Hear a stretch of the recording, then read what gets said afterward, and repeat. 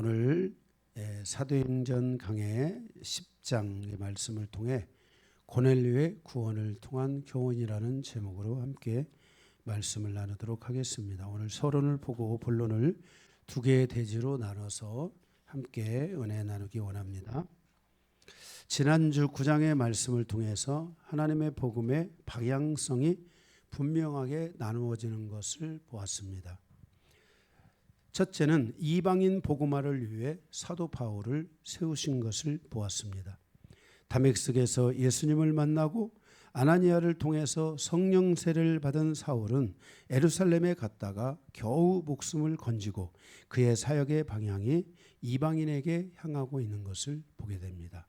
원래는 사도 바울도 유대인에게 복음을 전하기 위해서 유대인 형제들을 만나고 하기 위해서 예루살렘에 갔지만은 하나님의 섭리와 뜻 가운데 유대인들은 사울을 용납하지 않고 죽이려고 하자 그 바구니에 달아서 성 밖으로 내려 거기서 피신하여 사도 바울이 이제 유대인에게서 벗어나 이방인에게 복음을 전하는 그 길이 그렇게 열리는 것을 보게 됩니다.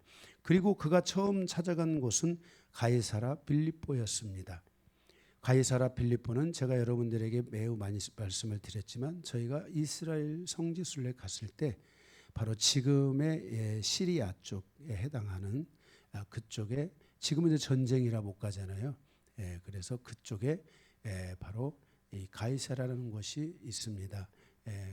그 바로 가이사라 빌립보에 갔었고 그곳에서 북쪽으로 조금 더 올라가면 안디옥이라는 곳에 이르게 되는데 바로 이들에 의해서 안디옥 교회가 세워지는 것을 볼 수 있습니다. 그리고 안디옥 교회는 바나바와 바울을 중심으로 더욱 성장하게 되고 사도행전에 나중에 이제 14장, 15장에 가면은 그 바나바와 바울을 이제 안수하여서 그 선교사로 파송하는 것을 보게 됩니다. 둘째로 베드로는 이스라엘 복음화를 위해서 세워지게 되는 것을 보게 됩니다. 마가의 다락방에서 성령 세례를 받고 변화된 베드로는 예루살렘 성전으로 올라가는 과정에서 태어나면서부터 안전병이 된 사람에게 예수의 이름으로 걷게 한 이후에 그 성령 충만함을 통해서 그의 믿음은 베드로의 믿음은 더욱 상승하게 되고 자신감을 얻게 됩니다.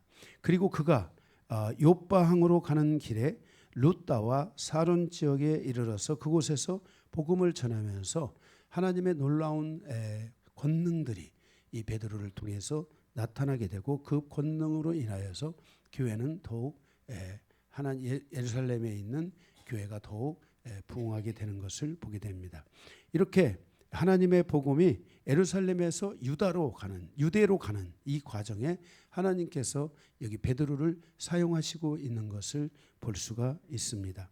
그 당시 욥바항은 무역의 중심지였습니다. 저희가 지난 성지순례 갔을 때도 그곳에 가봤는데 그곳에서 일어난 그 어마어마한 역사의 변천 이런 것들을 우리가 들을 수 있었습니다. 베드로 일행은 욥바에 머물면서 죽은 자를 살리고 그 과정에서 하나님의 복음은 더욱 확산되는 것을 우리가 사도행전 9장을 통해서 보았습니다. 주의 복음을 들은 많은 유대인들이 성령 충만함을 잊게 되고 예루살렘을 중심으로 유대에 하나님의 교회가 든든히 세워져가는 그런 일들이 있게 되었습니다. 그러나 우리가 역사를 통해서 보게 되면 예루살렘 교회는 얼마 가지 않아서 성령 충만이 멈추어지고 율법 중심의 교회로 가면서 성장하지 못하고 오히려 후퇴하는 결과를 가져오게 되고 하나님의 교회에 영향력을 주는 교회가 아니라 오히려 하나님의 교회에게 율법주의로 말미암아 악영향을 주는 이런 일들도 성경에 나타나고 있는 것을 보게 됩니다. 하나님의 성령으로 세워진 교회가 율법으로 떨어지는 것을 항상 조심해야만 한다는 것입니다. 사도행전 10장부터는 복음의 무대가 유대인 중심에서 이방인 중심으로 흘러가는 것을 보여주고 있습니다. 그 중심, 그 출발점에 바로 오늘 우리가 보게 되는 10장의 고넬료가 있는 것을 볼 수 있습니다. 오늘 또 고넬료의 구원을 통해서 주시는 이 말씀을 통해 여러분들이 많은 은혜를 받으면서 이제 이방인 복음화에 가속도가 붙는 이 사도행전의 말씀을 여러분들이 보실 수 있게 될 것입니다. 오늘 두 개의 대지로 나눠서 함께 보도록 하겠습니다. 첫 번째 대지는 이방인 고넬료의 구원과 믿음의 증표들에 대해서 보도록 하겠습니다. 1절에서 8절입니다. 오늘 본문의 내용의 주인공인 고넬료는 로마의 군대 중 지중해변의 북부의 항구 도시 가이사랴에 주둔하며 가이사랴를 통치하는 군대의 백부장이었습니다. 우리가 여러분들에게 늘 말씀드렸듯이 가이사랴 그 빌립보는 지금의 시리아 쪽에 있는 헬몬산 근거에 이렇게 있는 도시로서 그곳은 황제 숭배가 이루어졌던 것이고 바로 그곳에 예수님이 가셔서 그곳에서 내가 이곳에 내 교회를 세우리라. 바로 사단의 터 위에 사단이 세상을 혼란케 하는 그곳에 하나님께서 교회를 세우시겠다고 주님께서 그렇게 말씀하셨으며 바로 하늘에서 풀면 땅에서 풀고 땅에 매인 것을 풀면 하늘에서 풀어질 것이다.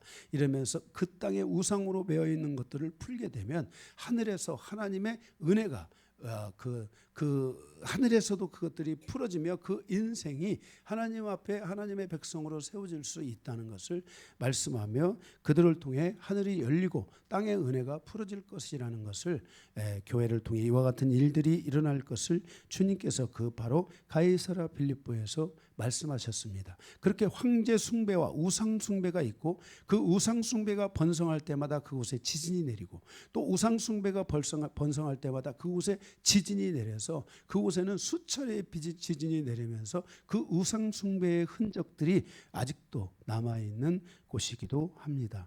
바로 그곳에 바로 이 군대의 백부장이었는데 바로 그렇게 우상 숭배가 범람한 그곳에서 이 고넬료라고 하는 이 사람이 하나님을 믿었고 하나님을 믿는 신앙의 모습을 그가 가지고 있었다는 것입니다.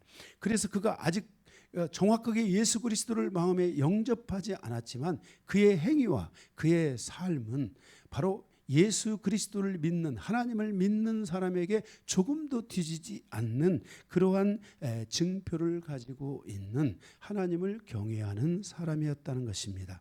하나님을 경외하는 사람 그 모습은 어떤 것인가? 오늘 고넬료를 통해서 우리에게 세 가지를 보여주고 있는데 여러분에게도 이와 같은 믿음의 증표 하나님을 경외하는 증표 참신앙의 증표가 여러분에게도 있는지를 돌아보시기 바랍니다. 고넬료는 이와 같은 증표로 인해서 결국 하나님께서 직접적으로 이방인 복음의 바로 이제 그 출발점을 고넬료를 삼으시고 하나님께서 베드로를 보내서 고넬료를 구원하시는 이 장면이 있는데 바로 하나님께서 사도 바울을 보내지 않고 바로 여기 그 베드로를 보내는 데는 그만한 다 이유가 있다는 것을 우리는 알 수 있게 됩니다. 그러면 오늘 이 고넬료에게 있었던 세 가지의 증표는 무엇인가?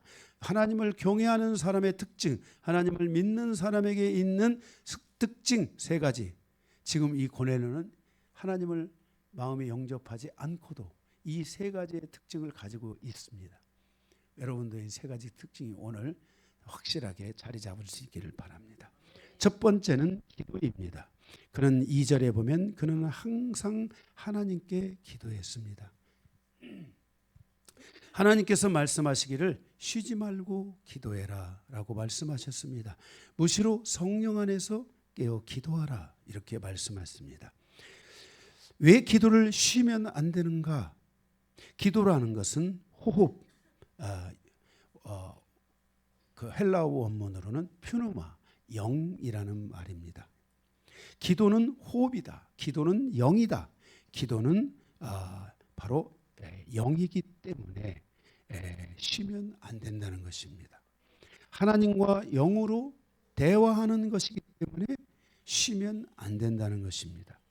우리는 항상 육이 열려있는 상태가 아니라 영이 열려있는 상태가 돼야 되는데 우리의 영이 열려있는 상태로 가게 하는 것 우리의 영이 열리게 하는 것이 기도이기 때문에 하나님을 믿는 하나님의 백성들, 하나님을 경외하고 하나님을 사랑하는 자들은 항상 기도함으로 영이 닫히는 상태가 아니라 영이 열리는 상태가 돼야만 한다는 것입니다.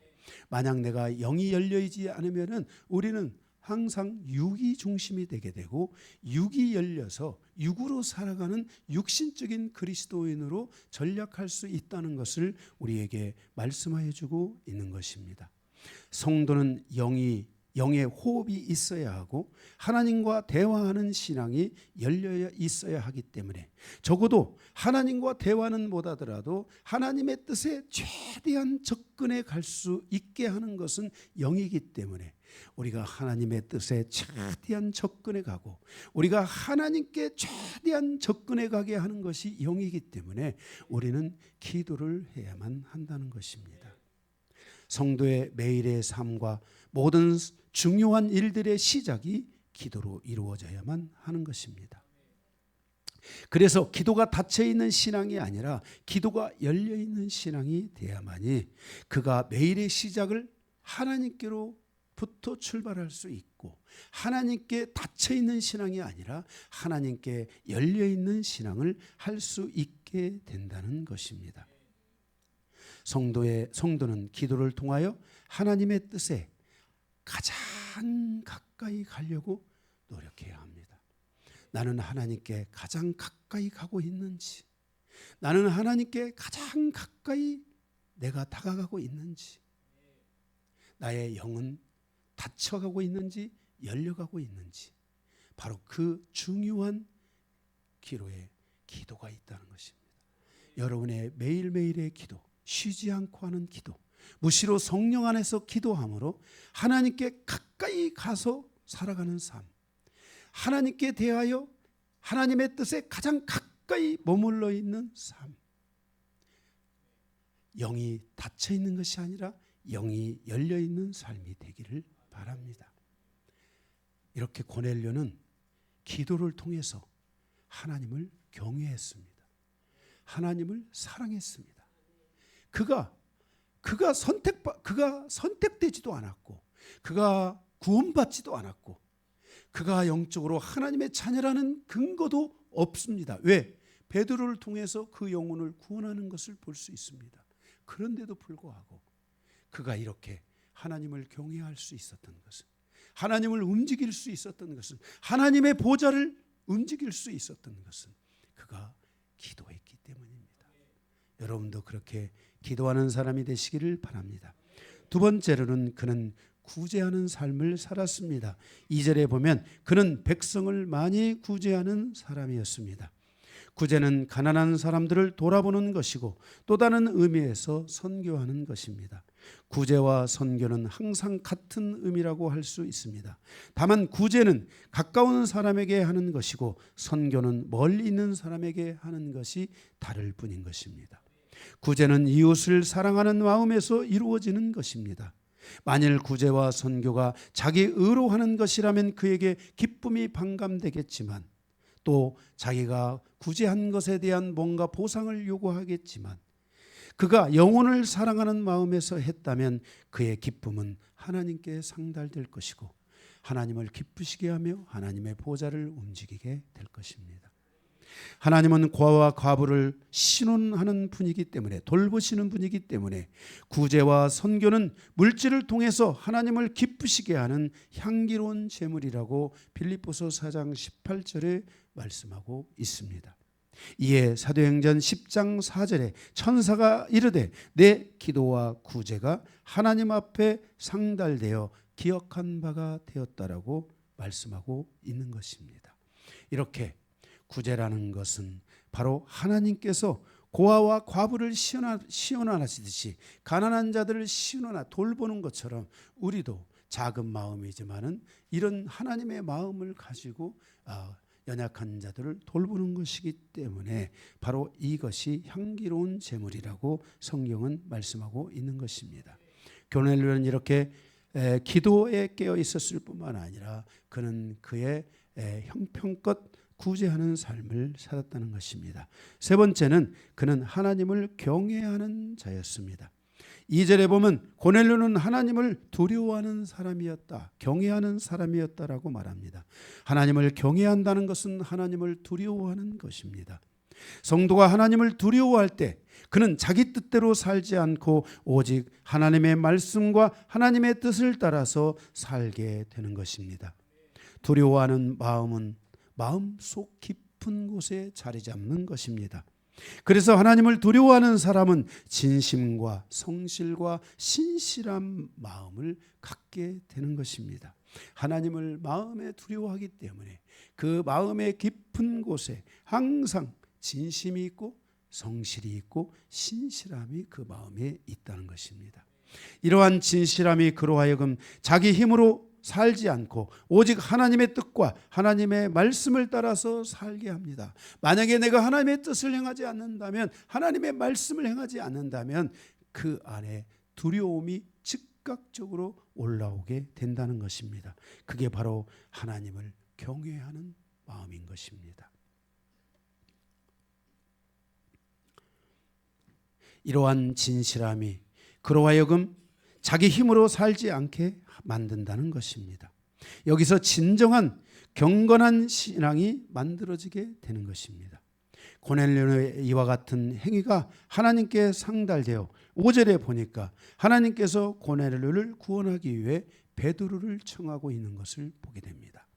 기도와 구제와 하나님을 경외하는 이 마음, 이것은 신앙인들이 가져야 될 것이고, 신앙인들도 이 세 가지를 완벽하게 가져가기가 어려운데 바로 우상의 도시, 그 도시를 지키는 여기 군대 장관이 바로 이 고넬료가 하나님을 이렇게 경외하고 또 하나님의 뜻을 따라 구제하고 기도하니까 하나님의 보좌가 움직이고 하나님이 움직이십니다. 그래서 사람이 움직인 것이 아니라 저 사람의 됨됨이 때문에, 저 사람의 신앙심 때문에 사람이 움직인 것이 아니라 하나님께서 친히 움직이셔서 하나님께서 여기 고넬료를 구원하기 위한 작전을 펴시는 것을 보게 됩니다. 고넬료는 아직까지 하나님을 마음에 영접하지 않았지만 그의 행위는 하나님께서 원하시는 믿음의 삶을 사는 행위였습니다. 우리도 우리 자신을 돌아보아야만 합니다.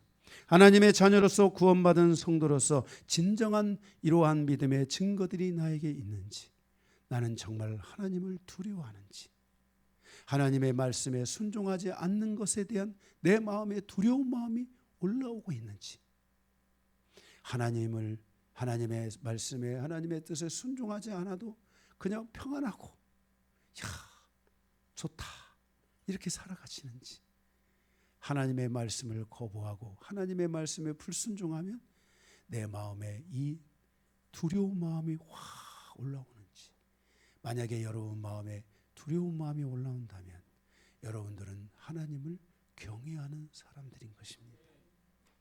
이런 은혜가 여러분들에게 있어야 될 줄로 믿습니다. 이렇게 고넬료의 구원은 하나님의 나라가 유대인 중심에서 이제 이방인 중심으로 넘어가는 중요한 경계점에 해당하는 것입니다.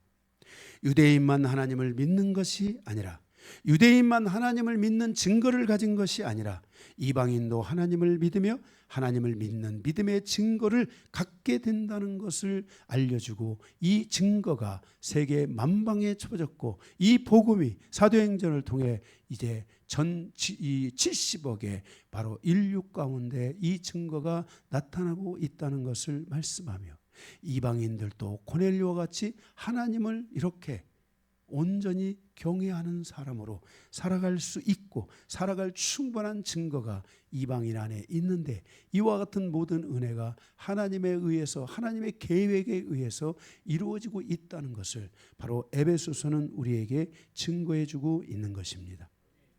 고넬료를 출발로 하나님께 대한 믿음의 증거가 이제 경계를 넘어 드디어 이방인에게 하나님의 나라가 열리고 하나님의 축복과 은혜가 열리게 되었다는 것을 우리에게 말씀하여 주고 있는 것입니다. 하나님은 그동안 유대인을 축복하시고 유대인과 함께 하시고 유대인과 싸우셨는데 이제 하나님께서 이방인을 축복하시고 이방인과 함께 하시고 이방인을 위해 싸우시는 하나님이시라는 것을 우리에게 바로 그렇게 말씀하여 주고 있는 것입니다. 이러한 축복의 출발이 고넬료를 통하여 본격적으로 하나님의 의지를 따라서 열려지고 있는 것을 보게 됩니다. 바로 그 중심에 고넬료의 이와 같은 하나님을 사랑하고 하나님을 믿는 믿음이 있었다는 것을 말씀하여 주고 있습니다. 여러분도 하나님의 보좌를 일으키고 싶습니까?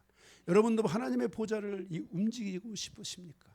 그렇다면 여러분들도 기도하시기 바랍니다. 영을 닫혀가는 영이 아니라 계속 열고 또 열고 또 열어서 나의 영이 하나님의 보좌까지 열려지는 이런 은혜가 있기를 바라고, 영이 열린 사람으로 살아가는, 영이 열린 성도, 영이 열린 사람, 하늘을 여는 사람, 보좌를 움직이는 사람, 기도하는 능력이 있는 사람, 이런 사람으로 여러분들이 살아가시기 바랍니다. 여러분 형편껏 구제하시고 또 하나님을 온전히 경외하여 여러분의 마음에 두려움이 항상 있는 이런 삶을 살아가시기를 주님의 이름으로 축복합니다. 두 번째로 고넬료의 구원과 하나님의 일하심을 통한 교훈인데 9절에서 48절까지 있는 말씀을 보도록 하겠습니다. 9절에서 48절까지 여기 번호가 4개가 있습니다. 가로 1번 하나님의 일하심, 베드로의 환상, 그리고 이방인에 대한 하나님의 구원의 시작입니다. 9절에서 16절인데 유대인과 이방인의 관점에서 이 영적인 것에 대한 느낌이라는 게 있습니다. 영적인 그런 어떤 느낌, 이런 이걸 어떻게 표현을 해야 될까요? 어쨌든 느낌, 제가 그냥 느낌이라고 있습니다. 느낌이 있는데 그것은 바로 부정과 거룩함에 대한 인식의 차이인 것입니다. 유대인들은 늘 이방인을 부정하게 보고 유대인들은 늘 이방인을 개와 같이 취급하고 짐승과 같이 여기고 취급하는 거룩하지 않은 자들, 부정한 자들이라고 그렇게 생각해서 유대인들은 이방인과 같이 먹지도 않습니다. 절대로 같은 상에서 먹지 않습니다. 그래서 예수님이 바로 그러한 버려진 자들과 밥을 먹을 때 유대인들은 예수님을 공격한 것입니다. 그 부정과 거룩함에 대한 인식의 차이가 있는데 이 차이점 때문에 유대인에게는 이방인으로 가는 이 복음에 대한 딜레이가 이루어지지 않습니다. 유대인으로부터 이 복음이 이제 유대인들이 이 바톤을 받은 자들이잖아요. 그러면 우리가 이 바톤을 이방인에게 이렇게 넘겨줘야만이 이방인이 이 바톤을 가지고 이어달리게 해서 복음이 이렇게 갑자기 어느 날 어디서 복음이 툭 튀어나온 복음이 아니라 예수가 갑자기 혜성과 같이 나타나가지고 갑자기 탁 튀어나온 복음이 아니라 이 하나님의 복음은 창세로부터 시작해서 바로 유대인을 거쳐서 이방인에게 이 복음의 바톤이 넘겨져 와야만이 이 복음이 하나님의 질서를 따라 순리적으로 흘러갈 거 아닙니까? 하나님은 질서의 하나님이십니다. 그죠? 그래서 이 복음을 전해야 되는데 유대인의 관점에서 이방인은 아주 부정한 자들이에요. 이 짐승과 같고 개와 같은 이런 존재들로 취급을 했다니 야만족이다. 실제적으로 유럽에 가서도 지금 독일 사람들 있잖아요. 독일 사람들은 영국 사람에게 있어서는 야만인이에요. 같이 하지 않았어요. 그런데 하나님의 복음 안에서 같이 할 수 있는 시대적인 흐름들이 열려진 거잖아요. 이와 마찬가지로 이렇게 하나님의 복음이 유대인에게서 이방인으로 넘어가야 되는데 그 부정한 것 때문에 그 복음이 딜레이, 넘겨지지 않고 있었습니다. 그래서 이 하나님의 복음과 말씀을 처음 맡은 자가 바로 유대인이잖아요. 로마서 3장 2절에 보면 너희는 하나님의 말씀을 맡은 자들이다.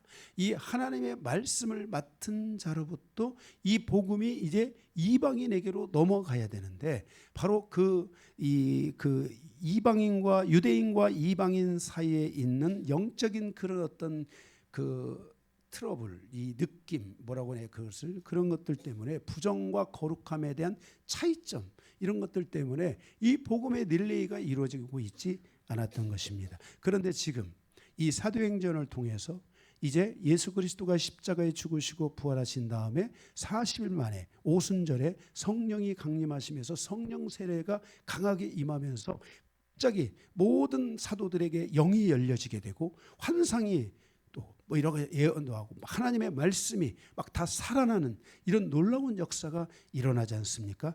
바로 그러한 상황에서 이 베드로에게도 성령 충만함 안에서 그 당시에 이 초대교회 안에 가장 성령 충만한 사람 한 사람을 뽑으라면 베드로 아니겠습니까? 베드로와 요한 이렇게 뽑을 수 있잖아요.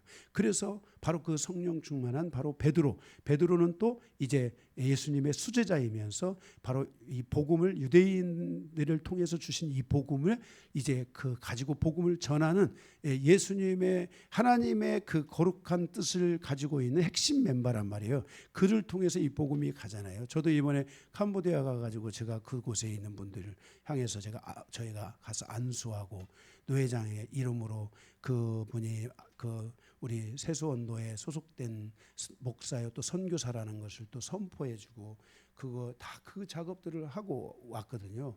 그런데 그 과정이 그 성도들에게는 너무나 정말 가슴이 막 뭉클하고 정말 하나님이 이러한 일들을 하고 있다는 것을 그분들이 느낀 거예요. 그분들이 제가 물어보니까 그럴 때 실제적으로 그래서 너무 좋은 시간이 됐다고 이렇게 말을 하지 않습니까? 그리고 지금 현재 거기에서 관련된 분들이 계속 지금 한국에서 또 준비해서 또 가고 이런 일들이 계속해서 일어나고 있잖아요.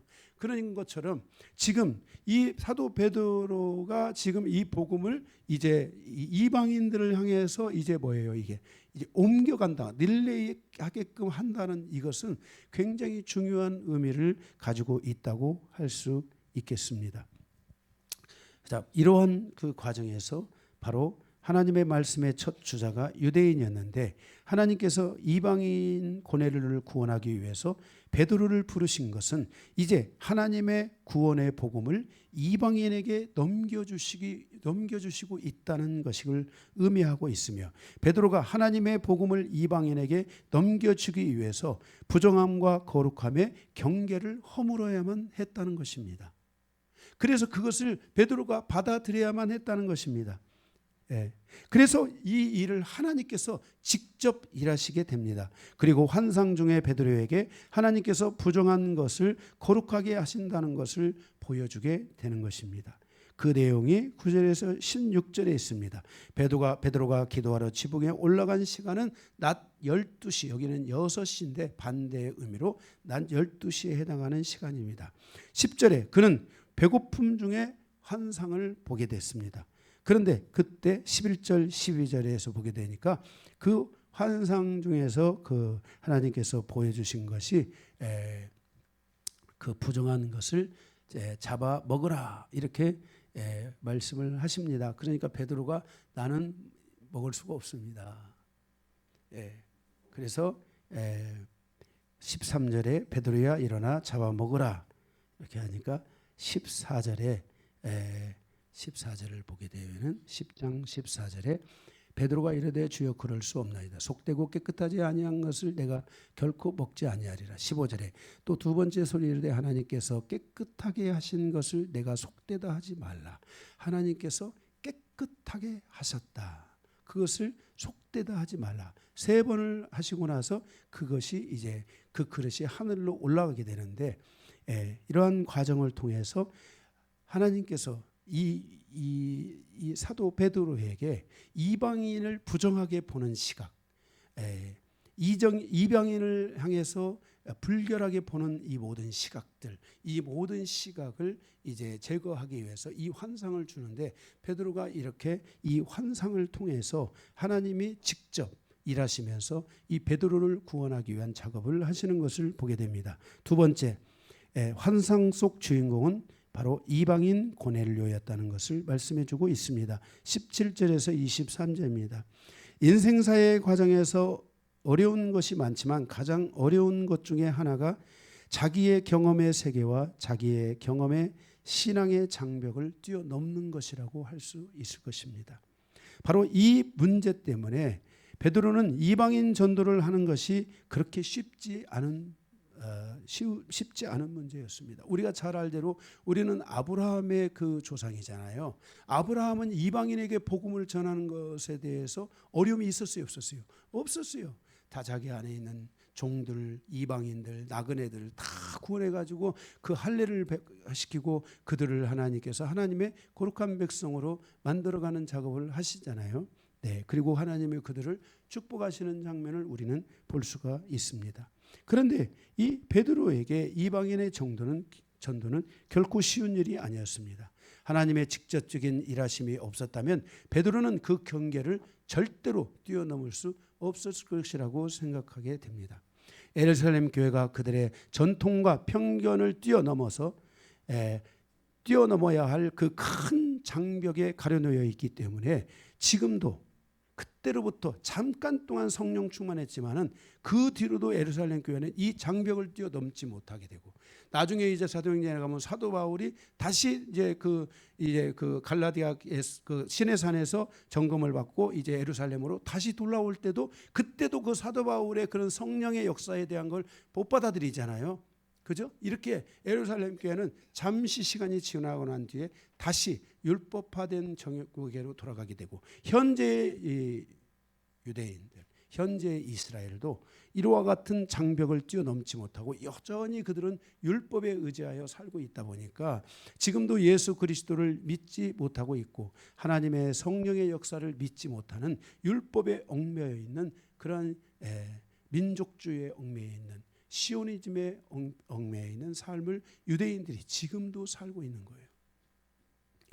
제가 말씀드렸죠. 유대인들이 이 모든 것으로부터 믿고 돌아오는 시간은 마지막 종말의 시간이다 라고 여러분들에게 말씀을 드렸습니다. 그러나 반드시 성경은 그날이 온다고 말씀했고 바로 그 민족적 구원이 단 하루에 이루어지는 바로 그날이 있을 것이라고 성경은 우리에게 말씀해 주고 있습니다. 17절에서 23절에 보면 베드로가 환상에 대하여 의아하고 있을 때 19절에 성령께서 베드로에게 말씀하십니다. 19절을 거기 보게 되면은 베드로가 그 환상에 대하여 생각할 때 성령께서 그에게 말씀하시되 두 사람이 너를 찾으니 그러니까 이 환상이 뭐지 하고 있을 때 두 사람이 너를 찾으러 오는데 바로 그것은 백부장 고넬료가 베드로를 초대하라고 성령께서 말씀하셨잖아요. 그래서 두 사람을 보냈는데 그 두 사람이 이제 베드로에게 오게 되므로 23절 베드로가 고넬료를 영접하는 그런 일들이 일어나게 됩니다. 우리가 성령 충만함 속에 있을 때 하나님의 뜻을 분별하기 쉽고 하나님의 뜻에 순종할 수 있게 된다는 것입니다. 그래서 성도는 항상 하나님의 성령의 충만함 속에 있어질 때 하나님의 일하심을 우리가 공감하게 되고 하나님의 일하심을 알게 되고 그것이 하나님이 하시는 일인지 아닌지를 우리가 깨어있게 되고 알 수 있게 된다는 것을 우리는 여기서 말씀을 통해서 볼 수 있게 되는 것입니다.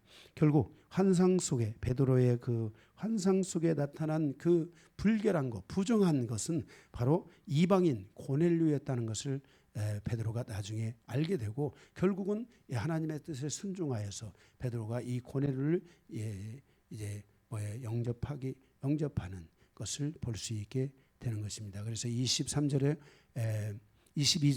그들이 대답하되 백부장 고넬료는 의인이요 하나님을 경외하는 사람이라 유대 온 족속이 칭찬하더니 그가 거룩한 천사의 지시를 받아 당신을 그 집으로 청하여 말을 들으라 하느니라 한데 베드로가 불러들여 유숙하게 하니라. 그래서 베드로가 마음을 열고 드디어 이제 고넬료에게로 이제 출발하는 이런 여정이 시작되는 것을 보게 됩니다. 세 번째로 이방인 고넬료에게 복음을 전하는 베드로를 보게 됩니다. 24절에서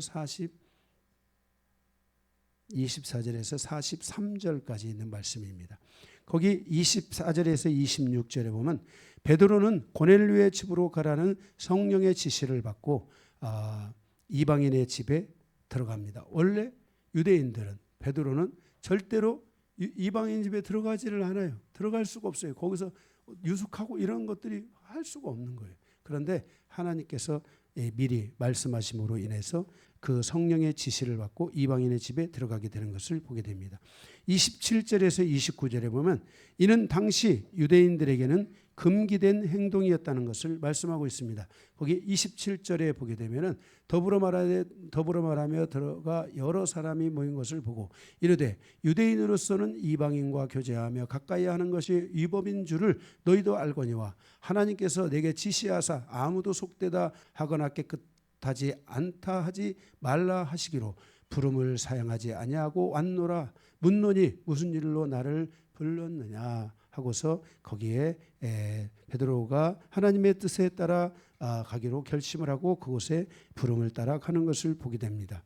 그리고 30절에서 31절에 보면 고넬료가 기도할 때 하나님께서 베드로를 부르라고 하신 것을 말씀하고 있습니다. 거기 30절에서 보면 고넬료가 이르되 내가 나흘 전 이맘때까지 내 집에서 제9시에 기도를 하는데 갑자기 한 사람이 빛나는 옷을 입고 내 앞에 서서 말하되 고넬료야 하나님이 내 기도를 들으시고 내 구제를 들으신다. 너는 요바로 가서 베드로라 하는 시몬을 청하라 했다는 것을 전하게 되는 것을 보게 됩니다. 34절에서 43절에 보면 예수 그리스도의 복음에 대해서 전하는 바울을 볼 수 있습니다. 우리가 이미 읽은 바와 같이 베드로는 예수 그리스도를 통해서 누구든지 구원을 받을 수 있음을 선포하며 이게 중요합니다. 이제 베드로를 통해서 베드로가 하나님의 복음을 선포하고 증거하면서 예수 그리스도를 통해 누구든지 구원을 받을 수 있음을 거기서 선포하는 겁니다. 그러니까 유대인만 복음을 듣고 하나님의 말씀을 들었는데 이제 이방인들도 하나님의 말씀을 들을 수 있다. 구원을 얻을 수 있다라는 것을 거기서 선포하면서 드디어 이방인에 대한 이 하나님의 복음이 이 베드로의 이 복음 설교를 통해서 이제는 강력하게 확산되는 것을 보게 됩니다. 이게 굉장히 중요합니다. 굉장히 중요합니다.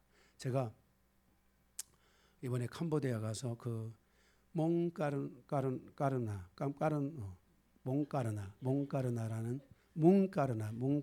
이 목사를 제가 이렇게 그분들 이제 그 공포를 하고 또 안수하고 이렇게 하게 됐는데 이분은 이 캄보디아의 프놈펜이라는 곳에 보면 79년도인가 지식인들을 다 죽이는 이런 일들이 있었잖아요. 그래서 평균 연령대가 30입니다. 30. 위에 있는 사람들은 지식에 있는 사람들은 다 죽고 그중에 안경 낀 사람들은 무조건 죽었습니다. 그 정도로 지식인들을 다 죽였는데 이 뭔가나 이분은 준비가 된 분이더라고요.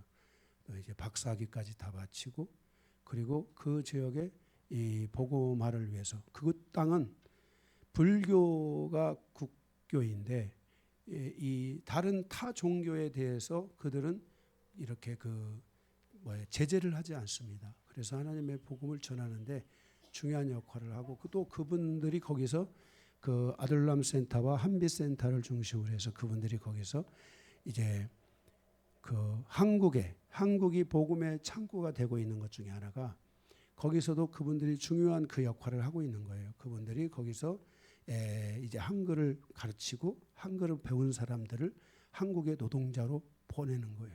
그래서 2년이고 3년이고 이렇게 노동자로 와서 여기서 교회와 연결을 해가지고 신앙을 연결을 시킨 다음에 다시 그분들이 캄보디아로 돌아와서 신앙생활을 이어가는 거예요.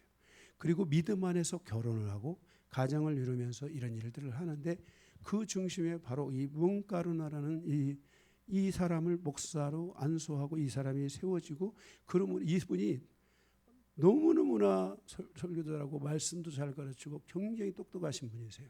그래서 이런 분들을 세워서 하나님이 캄보디아의 영혼들을 구원하기 위한 이런 일들을 하신다고 생각을 하니까 너무너무나 감사하고요. 그리고 거기에 있는 다 연령층이 다 30대, 평균 연령이 30대면 가서 보니까 전부 다 막 20몇 살, 30몇 살, 40살 이상은 막 별로 찾아보기가 어려워요.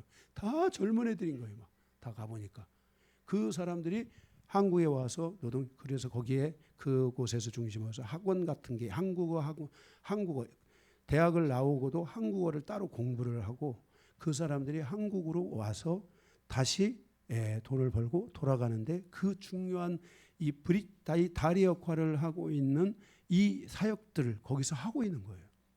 그래서 여기 그 사람들이 여기서 한국에 와가지고 이 사람들이 여기서 그냥 돈만 벌려고 하는 게 아니라 이 사람들이 여기서 신앙생활을 할 수 있는 한글을 배우면서 신앙을 가르치고 이 사람들이 여기 와서 신앙생활을 할 수 있도록 한 다음에 이들이 역수출돼서 가서 캄보디아에 복음을 전하는 이런 일들을 하는 거예요.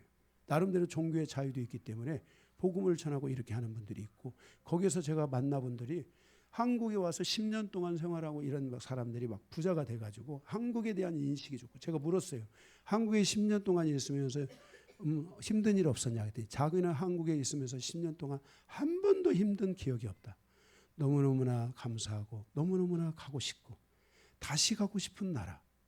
한국의 음식이 너무 그리워서 그 가정은 그분은 그 자기 집에서 만들어 먹는데요. 한국 음식. 김치도 담궈서 먹고 뭐 그런 거를 다 이렇게 하고 있다고 얘기를 하더라고요. 정말 놀라운 일 아닙니까 이게요. 예. 바로 이러한 이 베드로가 와서 고넬료에게 군대 장관인 베드로에게 그와 같은 사역을 하면서 바로 거기서 조금 더 떨어진 곳에 안디옥 교회가 있잖아요. 그 안디옥의 그 복음의 영향력들이 미쳐지기 시작하면서 그 예루살렘 교회는 복음의 폭발을 하지 못했지만은 안디옥은 바로 교회가 이제 하나님의 복음이 폭발을 하는 이 놀라운 사역이 있잖아요. 예. 그러면서 거기서 예루살렘 교회도 파송하지 못한 선교사를 바로 이 안디옥 교회가 파송을 하지 않습니까? 이 놀라운 역사들이 바로 거기 일어나는 그 이방인의 이 구원, 이방인의 복음의 역사에 교두부적인 역할을 한 곳이 바로 그 곳이었던 것이에요. 거기서 이 지금 베드로가 와서 설교하는 거예요. 예수 그리스도를 통해 누구든지 구원을 받을 수 있음을 선포하노라. 예수 그리스도의 십자가의 죽음과 부활하셨고 이제 예수를 믿는 모든 사람은 죄 사함을 받느니라 라고 하면서 이 베드로가 이 복음을 전하고 그리고 이 복음에 의해서 지금 성령 세례를 베풀고 또 구원받았음을 증거하는 또 이 물 세례를 베풀고 하는 이러한 과정을 통해서 그곳에 사람들이 이 성령의 강력한 기름 부심의 역사에서 사람들의 죄가 사라지고 죄 사함을 받은 확신이 오고 믿음이 오는 이 놀라운 역사가 바로 여기서 이렇게 시작되고 있는 것을 볼 수 있게 되는 것입니다. 바로 이러한 선포로 인하여 베드로의 이러한 선포로 인하여 하나님의 복음이 유대인뿐만이 아니라 모든 민족에게 바로 열렸음을 명확하게 해주는 순간이 이 순간이에요. 여러분이 이 복음을 들었던 거, 이 복음의 릴레이, 이 하나님의 이 복음이 우리를 대한민국까지 와서 우리가 이 복음을 믿게 된 그 중요한 근거가 바로 이 사도 베드로가 바로 이 고넬료와 그 땅에 가서 하나님의 이 복음을 선포하는 이 놀라운 바톤이 우리에게 올 수 있는 이 릴레이의 은혜가 올 수 있는 바로 이 은혜가 여기서 이렇게 이루어지고 있는 거예요. 그러니 여러분의 복음은 갑자기 뭔가 어디서 허공에서 떨어진 이 복음을 믿는 것이 아니고 창세로부터 시작해서 하나님이 이 땅을 창조하시고 유대인을 만드시고 유대인을 통해서 하나님의 복음이 우리에게까지 오기까지 5,000년 6,000년의 모든 신앙의 역사를 통해서 이 복음이 우리에게 정확하게 바톤으로 릴레이 되어서 왔다는 것을 여러분들이 기억하고 여러분들이 예수 그리스도를 믿는 것은 어떤 무당이 가르쳐준 어떤 걸 믿는 것이 아니고 갑자기 어느 날 떨어진 어떤 것을 믿는 것이 아니고 바로 성경에 기록되어 있는 이 창조로부터 시작하여 다시 예수 그리스도께서 재림하시는 이 모든 역사의 중심에 바로 유대인들이 있고 그 중심에 있었던 그 복음이 바로 우리에게 정확하게 사도 베드로의 선포와 공포에 의해서 그의 이 확신에 의해서 전달에 의해서 우리 가운데 이 복음이 왔다는 것을 여러분들이 기억하고 여러분이 갖고 있는 이 믿음, 여러분이 갖고 있는 이 신앙이 그냥 온 신앙이 아니라 하나님이 계획하신 신앙이요, 하나님이 일하심의 역사이며 하나님이 주권적으로 역사하신 이 복음이 우리 가운데 왔다는 것을 여러분들이 확신하셔야 될 줄로 믿습니다. 할렐루야. 마지막 네 번째, 가로 네 번째, 성령의 강림과 성령 세례입니다. 44절에서 48절입니다. 베드로의 이 복음 설교가 끝나기도 전에 성령이 고넬료와 그의 가족에게 임하는 것을 보게 됩니다. 이는 오순절 성령 강림 사건과 유사한 경험으로 유대인과 이방인이 동일하게 성령을 받을 수 있다는 것을 증명하여 주고 있는 것입니다. 이에 베드로는 이방인들에게도 세례를 베풀며 그들의 신앙 공동체의 일부가 되었음을 여기서 베드로를 통해서 증거해 주고 있는 것입니다. 하나님의 복음의 가장 중심에 있었던 유대인, 그 유대인 베드로를 통해서 이 하나님의 복음이 이렇게 우리에게 이방인에게까지 오는 것을 보게 됩니다. 그래서 마가의 다락방에 오셨던 그 성령의 강력한 역사가 여기 지금 이 고넬료의 이 다락방에도 하나님의 강력한 역사가 일어나면서 고넬료가 거기 기도하러 올라가서 기도하는 그 기도 초소로부터 이방인에게 대한 하나님의 역사가 일어나며 이 복음이 많은 이방인들에게 역사되기 시작하며 그들이 예수 그리스도의 십자가의 구속의 은혜와 부활과 죄사함의 은혜와 다시 오실 재림하실 예수 그리스도를 믿고 살아가는 이 성삼위의 하나님에 대한 믿음의 역사가 그들 안에 완벽하게 정착하게 되는, 그리고 새로운 출발을 이루게 되는 그 역사를 우리는 오늘 사도행전 10장을 통해서 보게 되는 것입니다. 사도행전 10장은 하나님의 복음이 유대인의 틀을 넘어 이방인에게까지 확장되는 중요한 전환점이 된 것을 말씀하여 주고 있습니다. 하나님께서는 한 민족에 국한하지 않고 모든 인류를 위한 구원을 계획하셨습니다. 베드로와 고넬료의 만남은 이를 증거하는 것입니다. 복음이 모든 민족과 사람들에게 동일하게 적용된다는 사실을 확증하여 주는 말씀이 사도행전 10장인 것입니다. 우리는 이 말씀을 통해 하나님의 복음의 확장에 동참하며 우리가 사람에 대한 모든 편견을 버리고 성령의 인도하심을 따라 모든 사람에게 복음을 증거하는 사명을 감당해야만 할 것입니다. 복음에는 높음도 없고 낮음도 없고 가진 자도 없고 가난한 자도 없고 잘난 자도 없고 못난 자도 없고 하나님의 복음은 모든 사람에게 동일한 역사가 나타난다는 것을 기억하고 우리 영광교회가 이렇게 오늘 새로운 영혼도 오시기 시작하는데 여러분들이 열심히 전도해서 정말 여러분들이 이제는 눈물로 기도하며 하나님의 복음을 전해서 우리 영광교회를 통해서 많은 사람들이 하나님의 복음을 듣고 구원을 받고 하나님의 자녀로 살아가는 놀라운 역사가 이루어지기를 주님의 이름으로 축복합니다. 말씀 마치겠습니다.